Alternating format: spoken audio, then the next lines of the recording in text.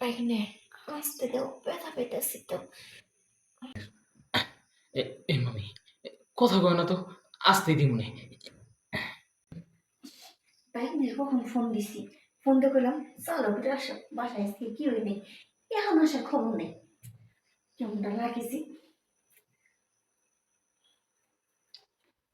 কি ব্যাপার মামি, এত তাড়াহুড়ো করে আমার ডাক দিলা? তোমার কখন ফোন দিছি, আসতে গেছি, এখন আসলে না তুমি? আমি তো আসবো, আমার বাসায় কাজ নাই। হ্যাঁ, বাসায় কি কাজ? আগে মামির কাজ, পরে বাসার কাজ। উম, তুমি তো সবসময় খালি কো, যখনই আমি আহি তুমি বসে দেখি মামায় করে, দেখি আই নাইলে তোমার কত দেবর টেবর আছে হেঁটে দিয়ে ঘরের মধ্যে বইয়া থাকে। আরে তোর মামার বাড়ি নাই দেখে তোর ফোন দিছি, আসতে গেছি। ও, মামা কি বাইরে গেছে? হ, তোর মামা বাইরে গেছি। তাইলে তো আমার আজকে পুরো ভরপুর একটা সুযোগ পাবো না? হ্যাঁ, আজকে একটা সুযোগ পাইছি না? কি সুযোগ পাইছিস? তুমি যে ক্লিয়ার ডাকতেছিলা জানি কি কাজ করে কইলা? বাবা, সবই দিয়ে বুঝে গেছিস না? মামি, হ্যাঁ, তুমি মুখ খুলে না কো, তুমি যেভাবে আকার ইঙ্গিত দাও আমি সবই বুঝি। তাই নাকি? হ্যাঁ, আসলে না, আমি যখন বিয়ে ওই বাড়িতে আইসি না, তখন দেখে তোর অনেক ভালো লাগে বুঝছিস, কিন্তু কখন ওই সাহস পেয়ে না, কারণ যদি বাইরে লাগো সে দিঘা যেহেতু নাকি সব বুঝে ফেলাইছিস, তাই না আর দেরি করে লাভ কি? মামি, তুমি যেভাবে ডাইকা আনছো আমি তো আসলে হেলমেট আনতে ভুলে গেছি। দূর ফেরা, হেমলেট দিয়ে মজা লাগে নাকি? হেমলেট চালাইতে মজা লাগে বেশি। অবশ্যই পুরো কোনো একটা দুর্ঘটনা ঘটেছে তখন। ঘটলে ঘটলো, তোর মামা তো আছেই, তোর মামার উপরে সালাম করে দিব।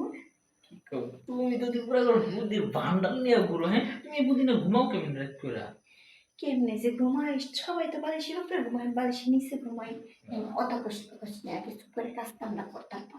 ও, আগে কাজে যাওয়ার গা তুমি পুরোপুরি দিন প্রস্তুত হয়ে আছো। বুঝতে পারলে কি করুম, যদি তোর মামা এসে না কি কাজ কাম করা পারবো, এর লিগে তো একদম রেডিমেডি হয়ে গেছি। তোমার দেবরটা করে রেডি কই, পরে দেখা যাবো কাজে যাবো এমন সময় তুমি দেবর হাসির। আরে বাসায় আজকে কেউ নাই, আমি একা বাসায়। ও, আর তো বাসায় কেউ থাকতো তোরে ফোন দিতাম। ও, তা তো অবশ্যই ঠিক।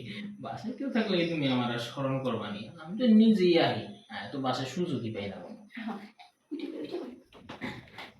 শোন, এদিকে।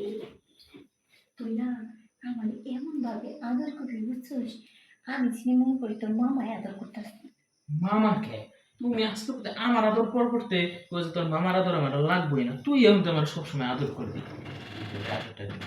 আচ্ছা ঠিক আছে, তোর আদর যদি মজা লাগে তাহলে তোর মামার সাইনবোর্ড হিসেবে রাখবো, আর আদর এসে তোর কাছ থেকে নিব। ঠিক বুঝছো, মামার সাইনবোর্ড হিসাবেই থাকবো। আমি এই ব্যবস্থা আছে করে দিতেছি, মামার নামে একটা সাইনবোর্ড লিখে দিব, আর কাজ চালামো আমি, সব থাকবো আমার। দিস, তুই তো বলি গাড়ি চালাই পারবি। হ্যাঁ, পারবো। মনে করো নিজের ভিতরে তো কনফিডেন্সে কইতেছে এই গাড়ি আমি পারবো। পারবি তো? হ্যাঁ, আর যদি না পারোস, তাইলে যে চাপাড়া মানুষ না, চাপাড়া দিছে এমন একটা বসামু, একদম মুষ্টে খাই পড়ে দিবি বাইরে। না না, চাপা চাপা সবকিছু ঠিকই আছে, পারবো বিধায় কিন্তু তোমার কইতাছি, তুমি চিন্তা করো না। তুমি খালি একবার গাড়িটা চালাইতে দাও, গাড়ি স্টার্ট দিতে দাও, তারপর কইবা। আচ্ছা ঠিক আছে, আমি তাহলে শুয়ে পড়তেছি। তাহলে শুয়ে পড়ো। হ্যাঁ।